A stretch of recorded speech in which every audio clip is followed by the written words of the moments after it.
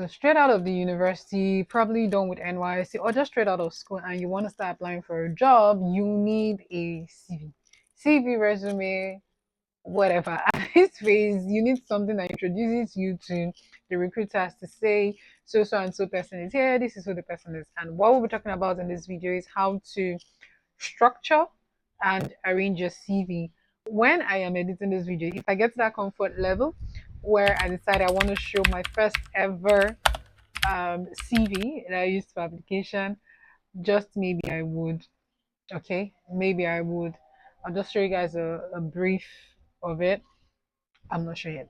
But then I would still guide you as to how you should structure your CV. Welcome to my channel. My name is Shamaka Okebu. If you're new onto this channel, you're very much welcome. Just have a seat, join us. And if you're a returning subscriber, you guys know how we do it here. I love you guys. And yeah, we're talking about drafting your first CV straight out of school, probably with no experience or with little experience. Let's get into this. First thing you should know is you draft your CV according to relevance, right? You arrange your CV according to relevance. Now, before we get there, a few things.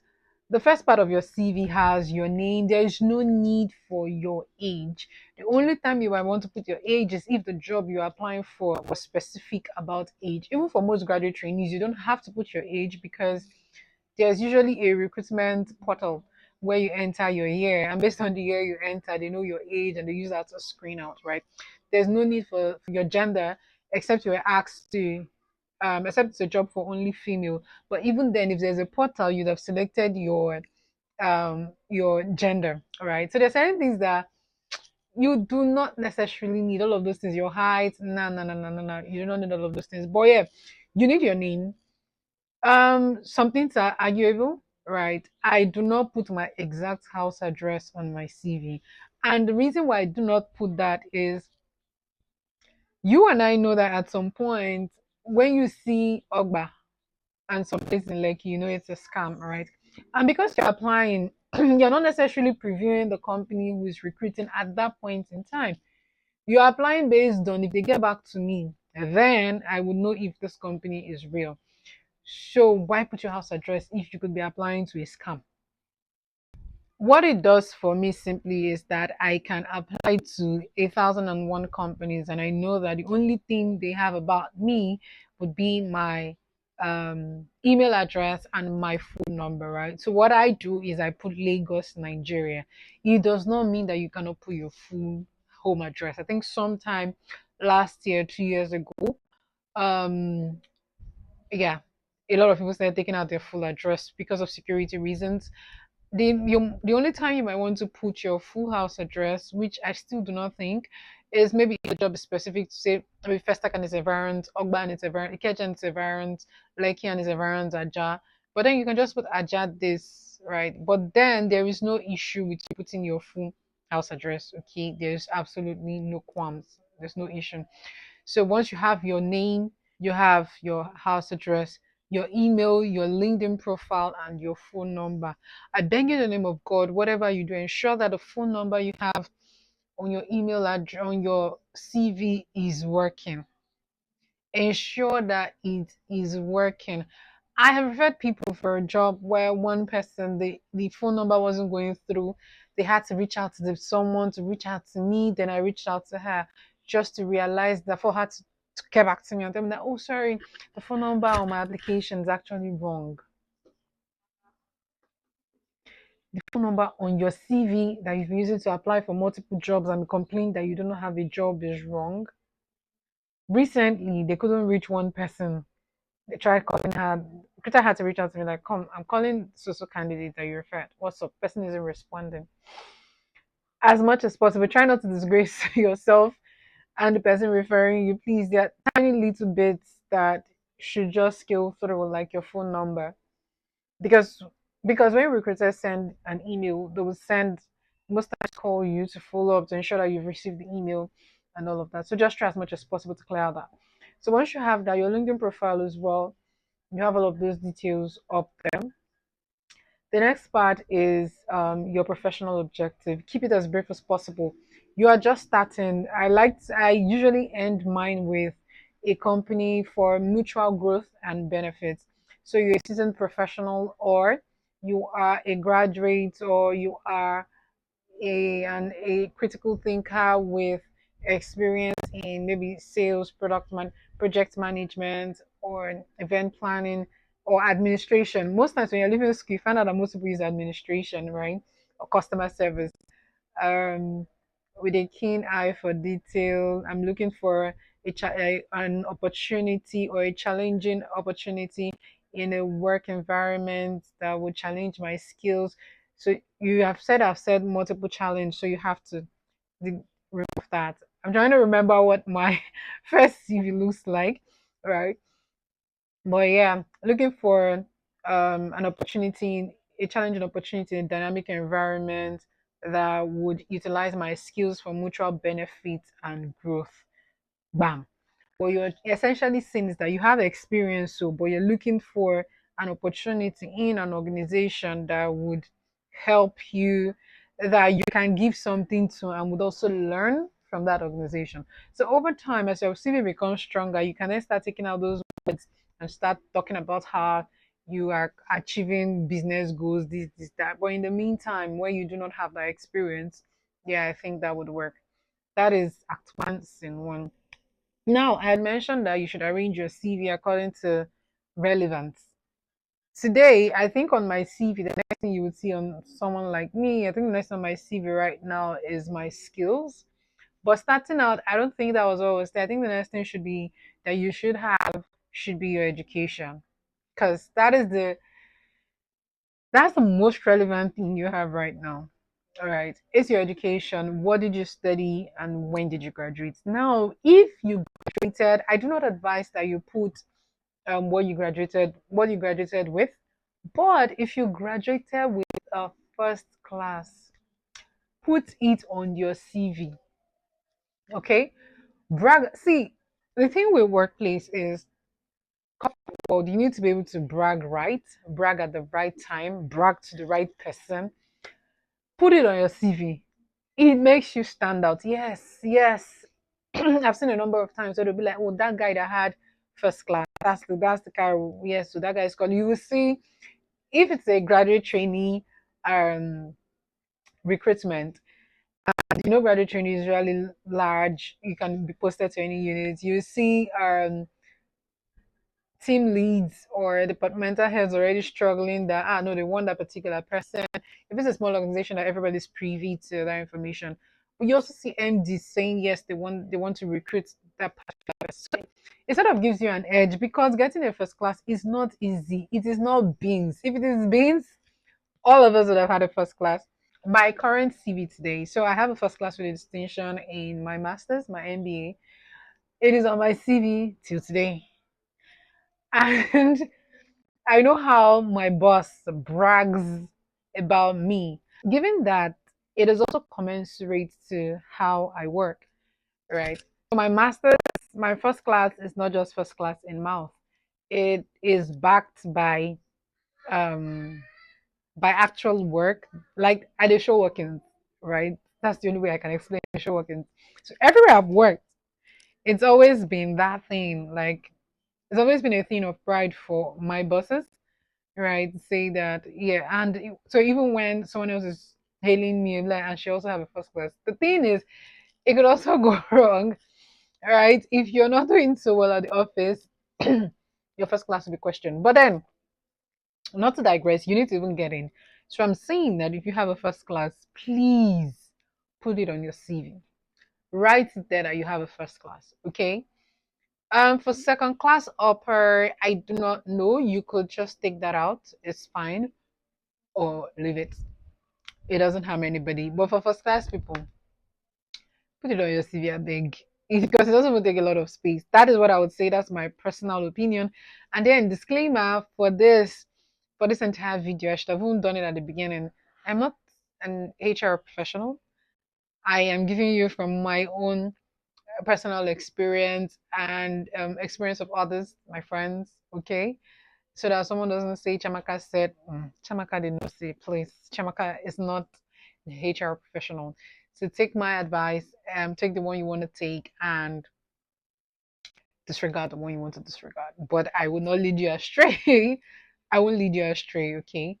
Yeah. Okay, so we're done with that education. Please, the year you started to the year it ended, I don't think you need to put the month, except you're applying for a job that says you must have graduated before a certain time. So your CV will be very structured based on some of these things, right?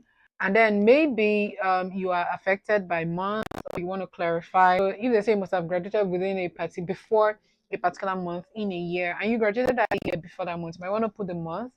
Um, because if you put the year, it might be a bit dicey. But then again, when jobs require that thing, there's always a job portal where you enter those information, and that information will be screened out. And you'll be screened out based on that information if you do not meet the qualification. So again, not so much important. So the university you attended, the course you studied, and the grade, then the month and the year. That's how I have mine. So you need all of those details displayed. Do you need your secondary school? I think my first CV, I had that. I don't have that anymore. I don't think you need primary school. I see people put primary school. I don't know why. I do not think being the word that you need primary school. For secondary school, maybe you could just add that. I don't know. Maybe. I don't think it's essentially necessary, but you could add that. Now, we are arranging the CV in order of relevance, do not forget. So the next thing you have is your experience. Next thing you have is your experience, your work experience. What have you done? Now, it becomes a bit dicey because certain times a lot of people have their work experience. I know someone whose work experience was empty and still got a job. When I mean empty, like not well structured, just something written. Um, and the best people get jobs without like entry level jobs without prior experience, just so we're clear. But that's a very rare, a very, very, very, very rare case. You need to at least put something on your CV. If you've done NYC or you're doing NYC, you are definitely doing something. Be it teaching something, put it there. Be it administration, put it there. And one thing you should know for work experience, the name of the company, but for what period, when did you start, when did you end? You could use month and year, that's absolutely fine. And your role, like what's the role called, then the responsibilities, that's the job description. You could then have those listed. When you're writing your CV, it's important that you write from a position of authority. You write using a verb, ensured, managed, um, designed, and it has to be so because you're entry level. Yeah, you might not be able to maybe follow strictly some of those rules, because you also have to show success stories. What did it lead to? So it's like saying you're able to do maybe gap, do some sort of maybe you were able to work on the school's process, right? Create, draft a new process for them, something that's to bridge gaps and all of those things within their process. That means you identified a gap in their process and you created a process for them to work with. Now, what did that create for them? Was there an increase in revenue? Was there an increase in efficiency? Was there an increase in turnaround time? All of those kind of things, right? Yeah.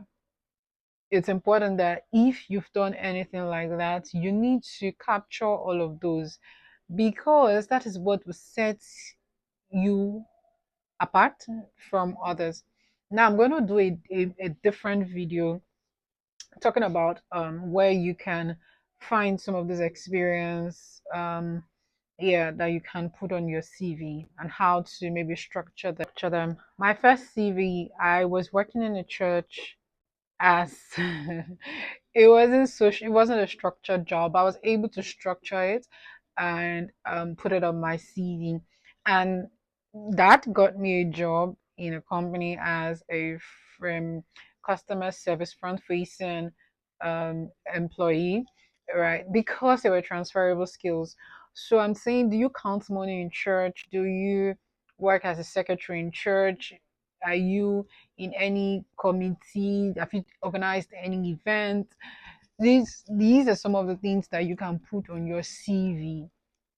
These are some of the things that you can put on your CV, because ultimately we want to know that you have transferable skills. We want to know that you're using your life to do something, right? Especially, I'm sorry to say, but especially in this time and this day, because then while there's a whole lot more competition, it was stiffer. Yeah, I think it was easier to maybe scale through with certain kind of experience, but now you're competing against certain people who already have one stronger experience based on this whole remote gigs work and all of that. So you're competing with those kind of people, maybe people who have done customer service, you're competing with them. You cannot just come with a blank CV, right? So even if your experience is not as strong as theirs, you need to be able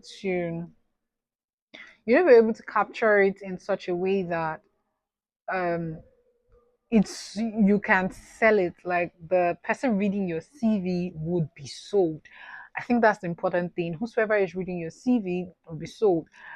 It's like both of us are working in customer service, and you write your CV plainly, like attended to customers, da, da, da, da, da.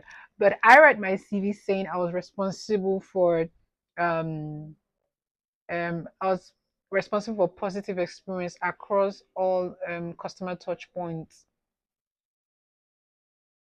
You said you attended to customers and you receive emails, right? I'm saying that because my first CV, I think, had attended to customers. Over time, right, it got to that point where I was able to get buzzwords, keywords, and all of that. Another way you can do this, I don't know why I'm a bit calm in this video. Another way you can do this is go on LinkedIn. The role that you've done, right? Check people who are working in that role. How do they structure their work experience on LinkedIn? Or go to companies who are recruiting for that role. When they write a job description, how do they structure it? Use that same structure from for your CV and see the difference. Okay. So have you done internship, volunteering, part-time jobs? All of those things need to feature in your CV. And from where I stand, like I said, I'm not an HR professional. I do not think you need to indicate that it was an internship or it was part time. It was just write it and let the rest handle itself. Okay? Just write it and it will handle itself. If they ask you during the course of the interview, fine. But one thing you need to know is that your CV presents itself before you, so you want them to see you. You want to even, yeah, you want to even get through the door. So your CV has to help you get through the door. So, like I said, I'll do a detailed video on how to structure a work experience and all of that. I would, yeah, I'll do a video about that. And so after work experience, what else? I would say the next thing is your certifications. Um, Certifications, maybe volunteering experience, all those kind of thing, leadership experience. So if you volunteered at maybe an event or something, as yeah, there's so many events you can volunteer as. So if you volunteered at those events, you want to list them. If you hold a leadership position, maybe you're head of something, student affairs, whatever, welfare, or your class, something, something. Just you need to put all of those things there. Like I keep saying, the essence of entry level recruitment is to see that you have transferable skills, you're willing to learn, you have the right attitude, you also have you've done something, you're not just relaxing. But if you do not sell yourself on your CV, nobody will even call you to for you to say all of those. Now, if you and I have the same CV, and the only difference on our CV is that I have leadership experience, or yeah, I have leadership experience. Who and you have to pick only one person, exactly the same CV. just difference of leadership experience. Who would you pick, right? You would pick the one with leadership experience just for obvious reasons. So notice that most people's CVs would be quite similar. What you're trying to do is to stand out.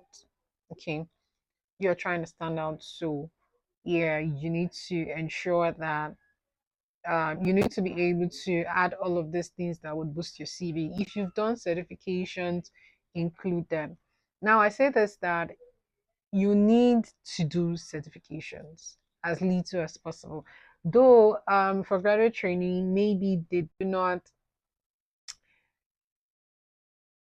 for graduate training, maybe they do not really matter. However, certification is different from certification. People who are doing ACCA and CIPM, what's the other one, ICANN and co, those certifications are standard. Those certifications would set you apart. Those certifications would, they are gold standard. And if you have it at entry level, or you even have it in view at entry level, you need you'll be set apart. Not I just said in view. So something to remember: if you're applying while you're still in school, but you're almost done, um, what you need to do is maybe you write when you started to, and you can't write when you started to when you ended. So say I'm applying for a job this year and I'm graduating maybe end of the month or in December. You can write in view, and then you can write in view in that place. So in view simply means you're still on it. Okay, so sometimes some people put only in view. Sometimes some people put the start dates, put dash and put in view. People put the start date dash the end date, all those kind of things. So you could put in view and then write the start date and the end date, meaning that you're still working on it, but you're finishing at so time. Same thing with certifications. You just have in view. So as I was saying, if you have the certain certifications you have that set you apart immediately, and if you have the certifications, it means that they should come up. You will not have ICANN ACC for it to be down. Right. This is assuming your CV is 2 pages. All right. What I would advise is that your CV should be a pager, a one pager CV. Entry level, what are you doing? Right. It should be a one pager CV. Proofread it, ensure that there are no errors, there are no mistakes, ensure that it's well aligned.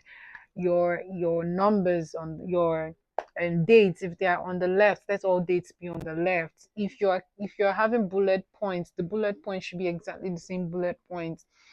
Control A everything to ensure that they are all using the same font size, same spacing.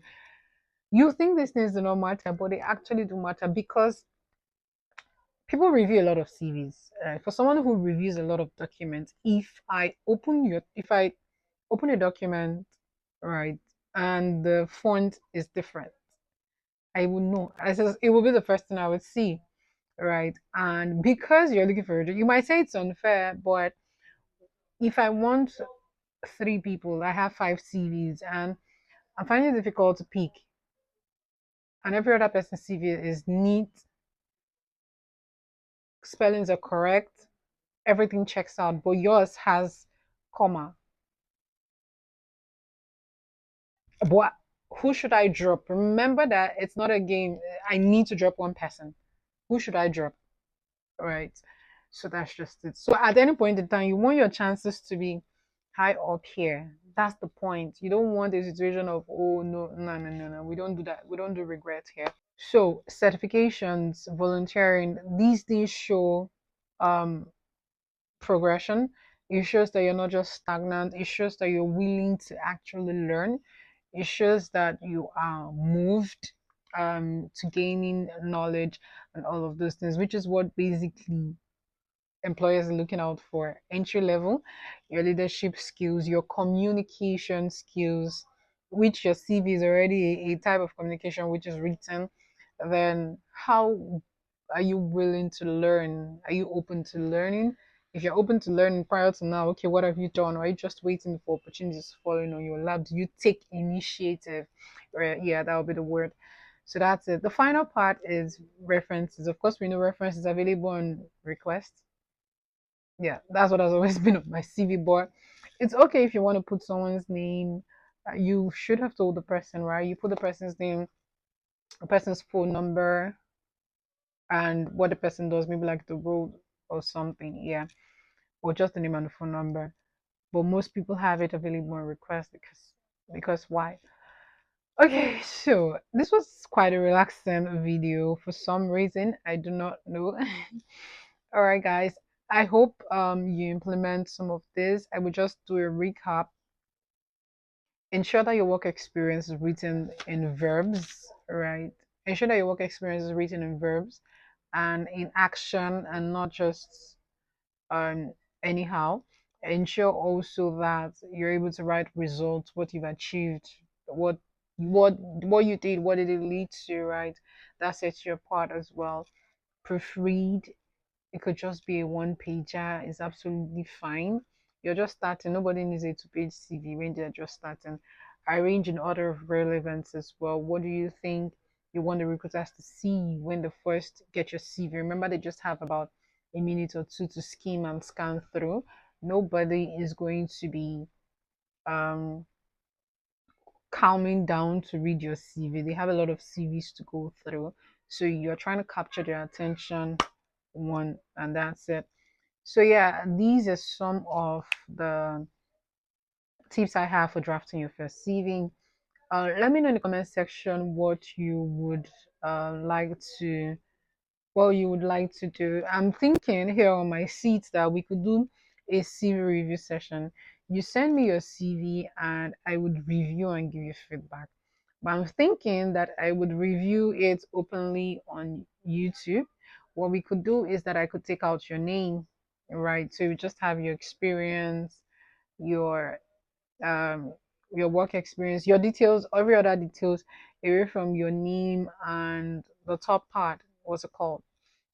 Yeah, your bio data, right, would be out, of course, for privacy reasons. But every other thing we could review together holistically, all of us on this channel. Yeah, that's what I'm thinking. Or I could do a private review for you. But I also do not want to be overwhelmed. I do not want to be overwhelmed, so I do not know. Let me know what you think in the comment section. Thank you so much for watching. I hope you really do find these videos helpful. Leave a comment so that I am encouraged and I know that it's helping people. If you've been leaving comments, I really do appreciate you. Thank you so much. But leave a comment for others. Others, please leave a comment so that I know that I'm reaching the right audience and it's making the right impact. Okay. Whew. All right, guys. My name is Ramesh Chamaka. Okay, do not forget to subscribe, and I would see you in my next video. Bye, guys.